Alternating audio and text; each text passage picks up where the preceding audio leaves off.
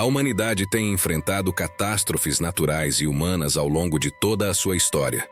Terremotos, inundações, fomes e guerras marcaram e continuam marcando nossa jornada no planeta. Mas o que a Bíblia, um dos livros mais antigos e influentes do mundo, diz sobre esses eventos? É profundamente triste testemunhar tudo o que está acontecendo no Rio Grande do Sul.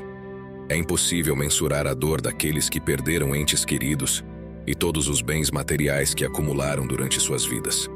Portanto, gostaria de expressar meus sinceros sentimentos a todos afetados. Neste momento, é crucial entender que esses acontecimentos não são responsabilidade de Deus, mas sim consequências do pecado que reside no coração humano. Este pecado tem impactado até mesmo a natureza que nos cerca, como a Bíblia nos ensina.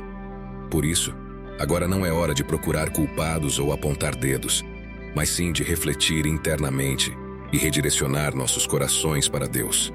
O que desejo compartilhar aqui é destinado exclusivamente àqueles que acreditam e têm fé que Deus ainda se comunica com seu povo.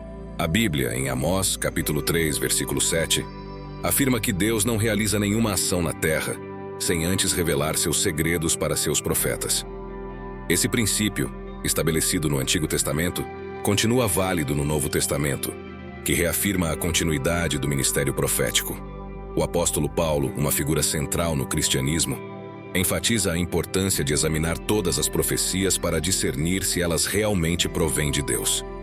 Ele próprio recebeu várias profecias durante seu ministério, incluindo uma que previa sua prisão em Jerusalém, detalhando exatamente como aconteceria, o que de fato ocorreu. Paulo reitera em 1 Tessalonicenses, capítulo 5, versículo 20, a necessidade de não desprezar as profecias, mas sim de examiná-las cuidadosamente e reter o que for bom.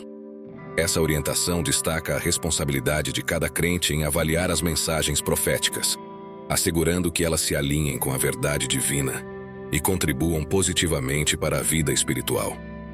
Jesus advertiu que diversas catástrofes e sinais na natureza ocorreriam antes de seu retorno, indicando que a terra já está sendo abalada e que esses eventos são apenas o começo das dores. Portanto, é essencial que nos arrependamos de nossos pecados para não sermos condenados junto com o mundo. E você pode pensar, por que você está mostrando isso só agora, depois que já aconteceu? A verdade é que muitas vezes as pessoas falam e não damos crédito, especialmente porque vivemos em uma época em que muitos falsos profetas têm surgido. Este é um dos sinais que antecedem a volta de Jesus. Portanto, precisamos de muito discernimento para saber se algo realmente vem de Deus. No Antigo Testamento, catástrofes frequentemente são retratadas como uma forma de julgamento divino. Um dos exemplos mais notórios é o dilúvio descrito no livro de Gênesis. Deus, descontente com a maldade humana, decide purificar a terra com uma grande enchente, poupando apenas Noé, sua família e os animais que estavam na arca. Essa narrativa é interpretada por muitos como um ato de justiça divina, usando uma catástrofe natural para reestabelecer a ordem e a moralidade.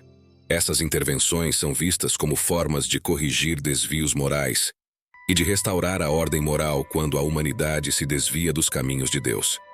Em um mundo ainda cheio de injustiça e violência, a ideia de julgamento divino pode servir como um lembrete da necessidade de justiça e integridade moral. No entanto, é fundamental abordar essas interpretações com sensibilidade e discernimento, reconhecendo a complexidade teológica e a diversidade de interpretações dentro das próprias comunidades de fé.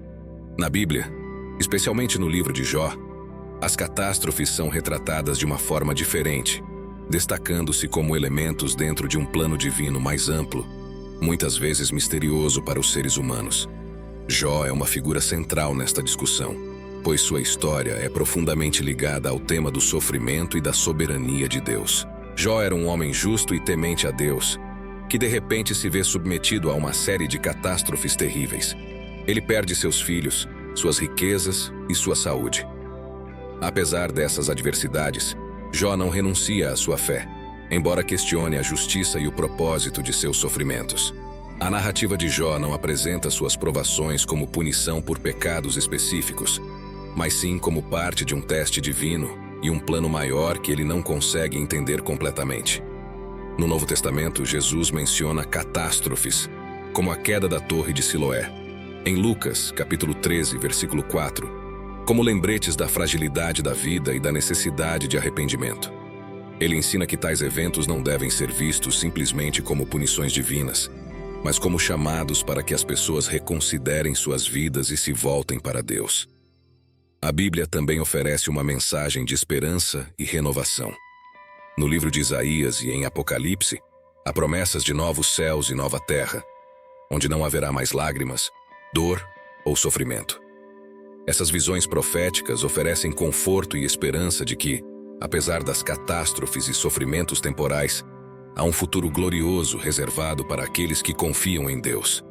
E para você que se interessa por curiosidades e sabedorias bíblicas, deixamos aqui um dos nossos vídeos mais impactantes. Veja os 10 castigos mais chocantes da Bíblia. Clique e acompanhe. Obrigado pela atenção e que você permaneça sob a graça de Deus. Até breve.